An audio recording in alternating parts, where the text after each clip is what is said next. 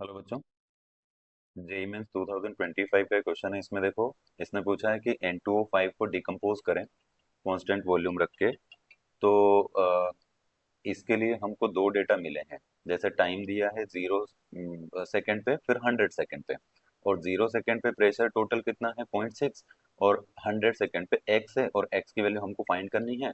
और के की वैल्यू हमको ऑलरेडी गिवन है, जो कि है कितनी 4.606 इंटू 10⁻²। और यहाँ जो इक्वेशन हमको दे रखी है ये वाली देखो, इसको हम सॉल्व करके और फिर ये पूरा जो भी हमको एक्स की वैल्यू पूछी है ये हमको फाइंड आउट करनी है। तो ऐसा करो, यहाँ एक जो डेटा हमको दिख रहा है ना, इस वाले से पता करो कि ये कौन से ऑर्डर की रिएक्शन होगी। तो देखो, सेकंड इनवर्स जहाँ पे भी होता है आपको पता होना चाहिए कि वो फर्स्ट ऑर्डर रिएक्शन होती है।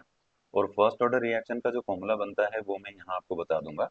अभी पहले एक काम करो, ये जो भी रिएक्शन आपको यहाँ पे दे रखी है ना, इसको हाफ कर लो तो इसको सॉल्व करना ज्यादा इजी रहेगा। तो आप कैसे करेंगे, N2O5 gives N2O4 plus half O2। ये लो, अब यहाँ क्या करें, जो डेटा है वो पुट कर दो। उसने बोला टाइम जीरो पे इसकी जो वैल्यू है वो उसका जो प्रेशर है वो कितना है 0.6 है। तो ये दोनों का कितना होगा 0 0। पर फिर वो बोल रहा है कि टाइम 100 सेकेंड जब हो गया, तो यहाँ से कुछ वैल्यू उसकी माइनस होके जाएगी ना, डिकम्पोज होगा ना। तो यहाँ हो जाएगा P और इधर हो जाएगा P/2।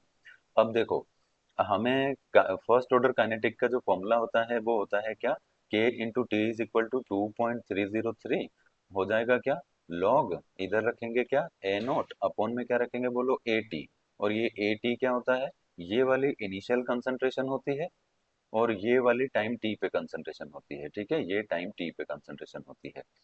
तो अभी हमारे पास जो डेटा उसी को देख के अगर हम करें, तो देखो यहाँ पुट करो के कितना है बताओ। तो के है हमारे पास 4.606, और इक्वल टू में रखेंगे, सॉरी इनटू में टी। टी कितना है बोलो 100 सेकेंड। एक मिनट, इसको पूरा थोड़ा सा ठीक करना पड़ेगा। देखो यहाँ आ जाएगा 4.606 इंटू में रखेंगे 10⁻²। ये तो के की वैल्यू है, हमको यहाँ दे रखी है, ये देखो लिखा है 10⁻²। इंटू में टी रखो, तो टी कितना है 100। 100 को कितना लिखें 10⁻²। तो -2 + 2 कैंसिल, हटाओ इसको। आगे क्या बचा 2.303 लॉग। और ए नोट, ए नोट इनिशियल, इनिशियल देखो कितना लिखा है 0.6। अपॉन में देखो फाइनल, यानी फाइनल मतलब टाइम टी पे कितना हुआ 100 सेकेंड पे कितना हुआ, तो हो गया 6.6 माइनस पी। अब बोलो, ये 2.303 इक्वल के इधर लाएंगे तो डिवाइड में आएगा ना। और जब डिवाइड में आएगा तो 4.606 को 2 टाइम में कैंसिल कर देगा। तो इधर इक्वल के इधर कितना बचा, अभी हमारे पास 2 बचा। और इधर क्या क्या है वो देख लो, ये कैंसिल हो चुका है, ठीक है ना। इधर बचा क्या, लॉग 0.6 अपॉन में 0.6 ऑफ माइनस पी।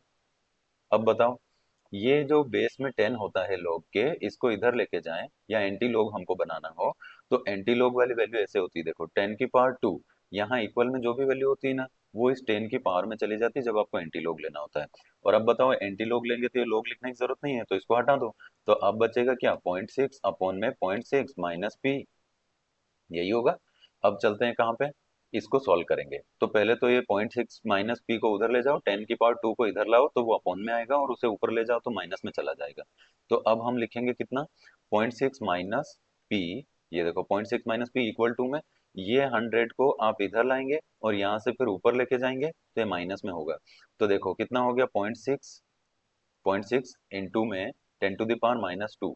तो इसको पूरा पूरा लिखें तो ये 0.006 होगा। देखो ये यहाँ से कितना बनेगा 0.6 माइनस पी इक्वल टू 0.006। ये लो, अब आते हैं यहाँ पे। हमें तो क्योंकि x की वैल्यू फाइंड करनी है ना, तो आप इस वाले इक्वेशन को देखो, ये दिख रहा है आपको ये वाला, ठीक है।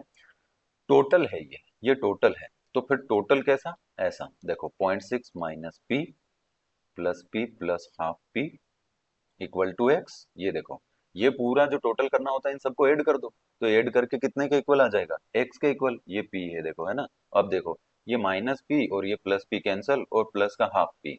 तो देखो 0.6 प्लस पी अपॉन में 2 इक्वल टू किसके, एक्स के।